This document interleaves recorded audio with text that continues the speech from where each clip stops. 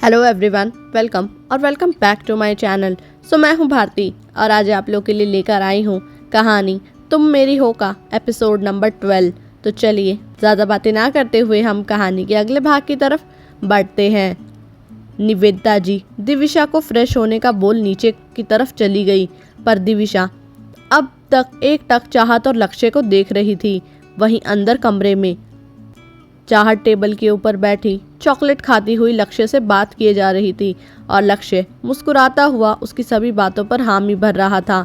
तभी चाहत एकदम से बोली, आप कितने अच्छे हो पापा। नमन अंकल तो कभी हमसे बात भी नहीं करते थे, हमेशा हमें भगा दिया करते थे। नमन का नाम सुनकर लक्ष्य की आंखों में खून उतर आया, पर उसने खुद को कंट्रोल कर चाहत की तरफ मुस्कुराकर पूछा, क्यों? इस पर चाहत ने कहा, वो हमें कभी भी प्यार नहीं करते थे और हमसे कहते थे कि हम उनके काम के नहीं हैं और वो हमें मम्मा से अलग कर देंगे। पर आप तो अच्छे पापा हैं, आपने तो हमें मम्मा से अलग नहीं किया।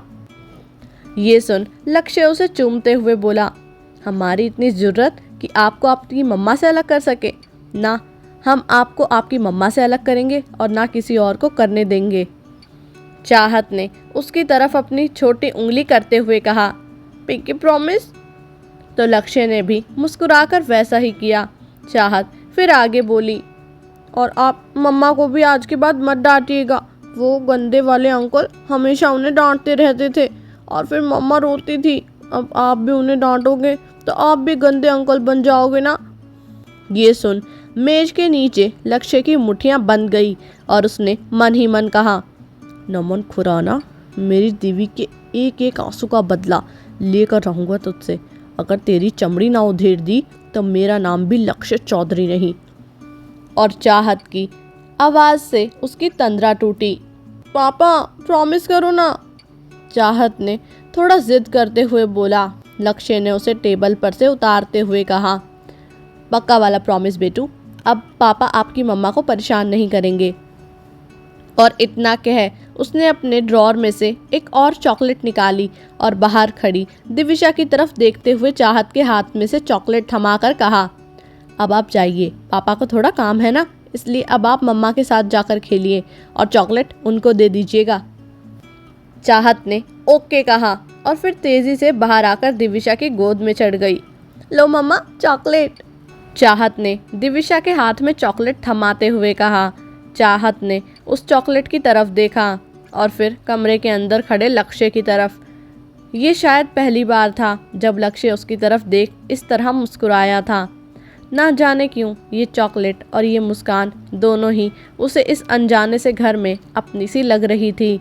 लक्ष्य की वो मुस्कान उसके मन को भीतर तक कचोटने का सामर्थ्य रखती थी।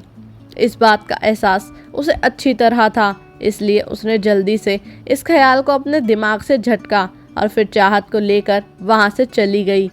वहीं उनके जाते ही लक्ष्य ने अपनी जेब से फ़ोन निकालकर किसी को मिला दिया। मुझसे इतना बड़ा पाप करवाकर खुद छुपे बैठे हो तुम कोई पाप नहीं कर रहे हो लक्ष्य, जानता हूँ मैं, पर ये तुम भी समझ जाओ कि मैं अपनी दिवी को अब और दर्द नहीं दे सकता। क्या ही फ़र्क रह जाएगा मुझ में और उस कमीने नमन में। बहुत फ़र्क है तुम में और उस घटिया शख्स में, ये तुम बहुत अच्छे से जानते हो।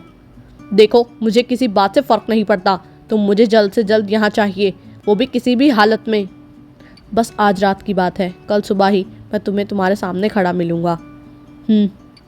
और इतना कहकर लक्ष्य ने फ़ोन कट कर दिया। फिर वो भारी कदमों से अपने कमरे की खिड़की की तरफ बढ़ा और वहाँ पर लगा पर्दा हटा दिया। सूरज की डूबती किरणों के साथ ही वो भी अपने अतीत की यादों में डूब गया। आगे इस कहानी में क्या होगा जानने के लिए सुनते रहिए कहानी तुम मेरी हो। उम्मीद करती हूँ आप लोग को ये एपिसोड जो है वो पसंद आया होगा। अगर आप लोग को ये एपिसोड पसंद आया तो वीडियो को लाइक करना, चैनल को सब्सक्राइब करना बिल्कुल भी ना भूलिएगा। बाकी जब तक नेक्स्ट एपिसोड आता है तब तक के लिए बाय एंड टेक केयर।